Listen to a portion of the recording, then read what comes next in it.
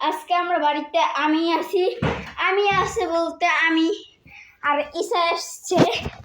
এটা এত দুষ্টু কি বলবো গাইস। আমরা কিন্তু এখানে ক্লাস আর ঈশা বলতেছে ভাই আমার অনেক ভয় লাগতেছে।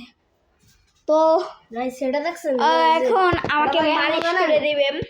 আমার প্ল্যান ছিল যে আমি পুতুরে বাড়ি যাব। অনেকবার ভিডিও করছি কিন্তু ভিডিও হয় নাই। তারপর আমরা দেন ওখান থেকে চলে এসেছি আর বুতুরিটা বাড়িটা বলতে জাস্ট লুকিং লাইক অনেক ভয় লাগতেছিল। তুই বলতেছ ভাই না ভাই অনেকবার ভিডিও করে লাইছি আর করতে পারতাম না ভাই জায়গা।